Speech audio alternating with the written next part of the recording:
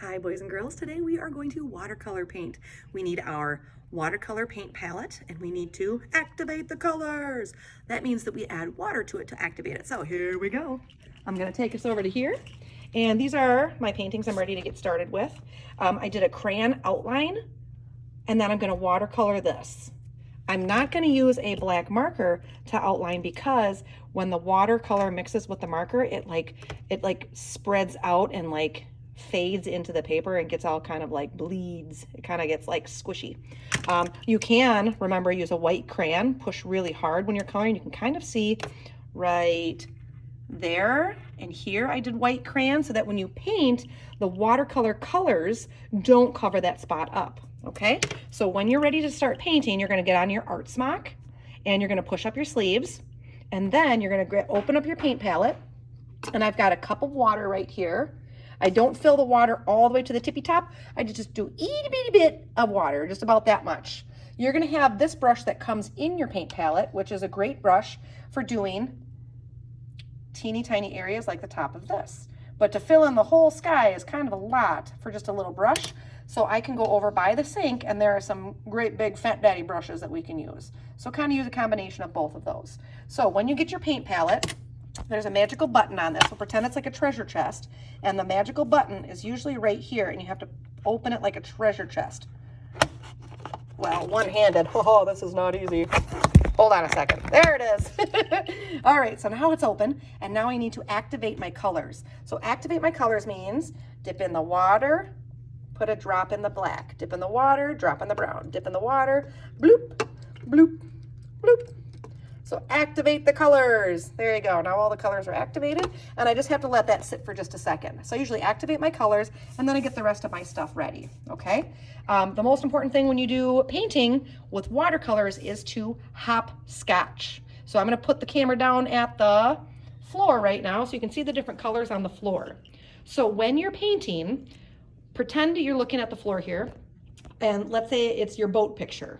Or the fish picture, so the boat picture. So you're gonna not paint this section, you're gonna paint here. You're not gonna paint this section, you're gonna paint here. So do you see where the colors are only touching just at the tippy corner right there?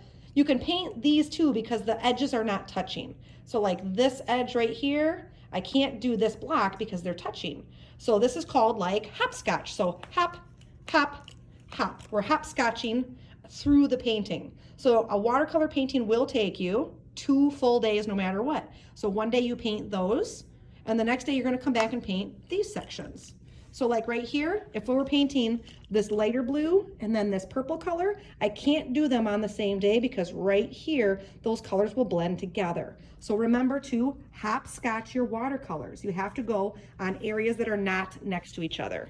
So when I'm painting this one up here, I'm going to dip in my water, and I'm going to start with my red. If I swirl this around a lot, it's going to be very, very, very, very bright red. So when I go to my painting, see how bright red that is? What a pretty bright red. I love that. Now, if I want it to be pink, you're going to add water. So I'm going to just dip that in the water, and then let's say my flag at the top is going to be a light pink. So see how, oh, it's kind of hard to see in this video. So this is going to be a lighter color because there is more water in it. And then I can even take a tissue and I can bloop, pull some of that color off. See how that's a really light baby pink? Or I can take my tissue and I can give it some cool texture. Just by doing that, now it has a cool texture, or how it looks like it might feel with your fingers, okay? So then I am not gonna paint here and here because I have to hop. So paint, hopscotch, paint, hopscotch, paint. So now I'm going to paint this part. Maybe this will be a blue that fades into green. Now I'm going to dip into the green. Oh yeah, looking good. So do you see how my colors are mixing together here? Well, I want it to mix, so that's okay. But guess what? I am not going to paint this part around my sailboat because it would touch this top of the green part and this part of the red. So I'm not going to paint there. So I'm going to look around my picture and decide where can I paint. So I can do the flag, I can do hop here, hop, hop. I can hop over and do this whole tree. Wow, I just painted on my picture. Oh, boogers. There, now it's gone. Haha. I could paint maybe the sand, even though it's touching this edge, it's probably around the same color of brown. So I could paint that. But if this was green and that was brown, I would not paint it. Okay. I could hop over here and do this tree. I could hop up here and do this, but I'm not going to do the sky yet. And I'm not going to do the water yet. Okay. So that would come another day. Same thing if I look at this fish. If I'm going to paint the fish face, I'm not going to paint his mouth. If I'm going to paint his fish face, not the mouth, then I can do, let's say, the tail next. Okay. So that's called hopscotch. Okay. When you are done painting, this brush, wipe off, and then you put it back up in the cup where you got it so that the hair doesn't get messed up, the bristles at the top. This brush, you're going to put back in your art case and then close the lid. When you carry your palette, you're going to carry it like this, flat.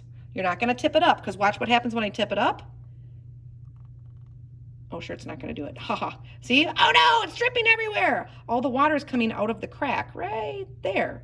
So hold it flat like this so that that does not drip. Also, when you carry your picture, I say carry it like a little baby puppy. I'm not going to carry a baby puppy by its toes up like this, right? So where do you grab a puppy when you're going to carry him? You're going to carry him by the belly. So here's my puppy belly. Carry him like a little puppy like this. And when I carry it, I'm going to carry it over to the drying rack. Here I go. And I'm going to look for my teacher's name.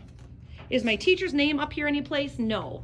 Let's say my teacher's name is one of these. Let's say it is Mrs. Chapman.